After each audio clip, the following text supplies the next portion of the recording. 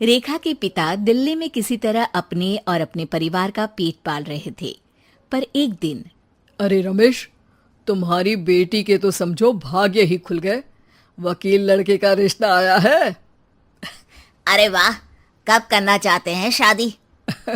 वो लोग तो जल्द से जल्द ही करेंगे। बाकी शाम को मैंने रेखा को देखने के लिए बुला लिया है। तेरा घर छोटा है तो तुम लोग मेरे घर ही आ जाना। राकेश और उसकी बीवी सारी तैयारी के साथ रोहित और रेखा की शादी कर देते हैं। लेकिन अगले ही दिन देखो रेखा, शादी भले ही हो गई है, लेकिन तुम ये मत सोचना कि मैं किसी जोरू के गुलाम टाइप रहूंगा।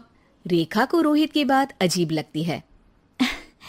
मैं ये तो सोच भी नहीं सकती और ना ही चाहती हूँ, लेकिन शादी के अगले ही दिन इस तरह की बात की उम्मीद भी नहीं थी।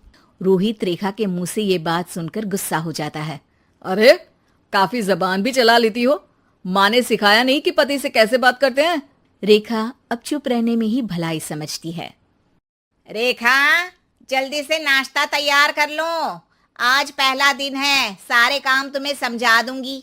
ये नौकरानी है जो तुम्हें बता देगी कि कैसे कैसे क्या करना है। फिर इसकी कल से छुट्टी है। रेखा भी ससुराल में जी जान लगाकर काम करने लगती है। खाली समय मिलता तो पति के वकालत की किताब उठाकर पढ़ने लगती।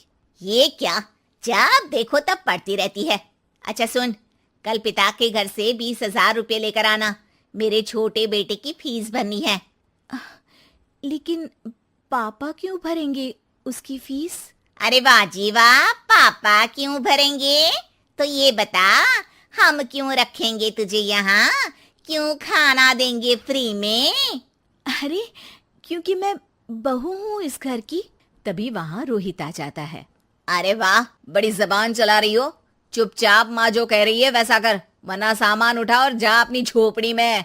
बेचारी रेखा क्या करती, पिता के घर जाती है, उनको सारा हाल बताती है। पिता भी जैसे तैसे पैसों का इंतजाम कर बेटी को ससुराल के लिए विदा करते हैं। देखा, अब कहाँ से आए पैसे? अरे बहुत माल है तुम लोगों के पास, बस सीधी उंगली से निकालते नहीं। नहीं नहीं माँ, पापा ने अपनी मोटरसाइकिल बेचकर पैसों का इंतजाम किया है। पता नहीं अब वो ऑफिस कैसे जाएंगे। अरे वाह भाई, ये भी हम सोचे। खैर, जैसे तैसे दिन बीतते हैं।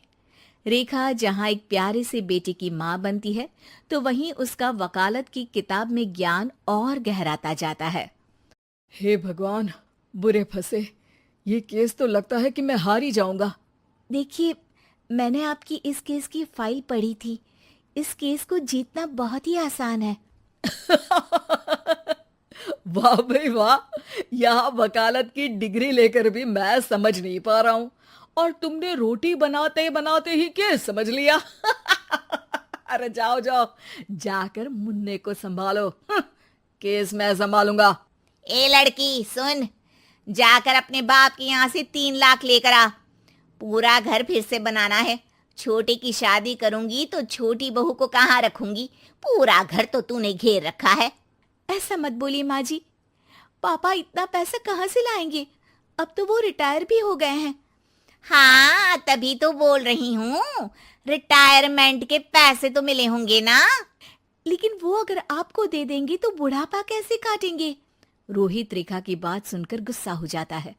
ए सुन, चल अपना सामान उठा, अपना बच्चा उठा और निकल यहाँ से। रेखा के लाख आग्रह के बाद भी रोहित और उसकी सास उसे घर में नहीं रखते। पापा, मैं तलाक चाहती हूँ। बेटा, मेरे पास वकील के पैसे नहीं है। पापा, आप मुझे वकालत करवा दीजिए, अपना केस मैं खुद लड़ूंगी।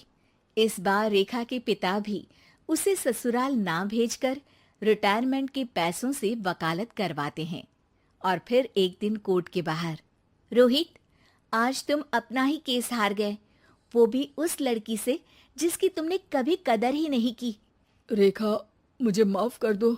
मैं इतनी बड़ी अमाउंट कहाँ से लाऊंगा? मैं हर महीने पैसे नहीं दे सकता तुमको। पैसे वहीं से लाना जहाँ से तुम मेरे पापा को लाने के लिए मजबूर करते थे।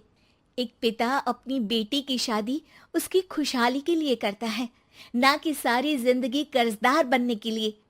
अरे, मेरे ही बेटे की किताब पढ़ पढ़ कर ज्ञान बांट रही हो। वकालत की किताब तो ससुराल में ही पड़ी थी ना। बिल्कुल, यहाँ मेरी गलती रही। जिस पैसे से मैंने इसकी शादी की थी, मुझे वो पैसे पहले इसकी पढ़ाई में लगाना चाहिए था। और आज रेखा एक जानी मानी वकील के रूप में काम कर रही है।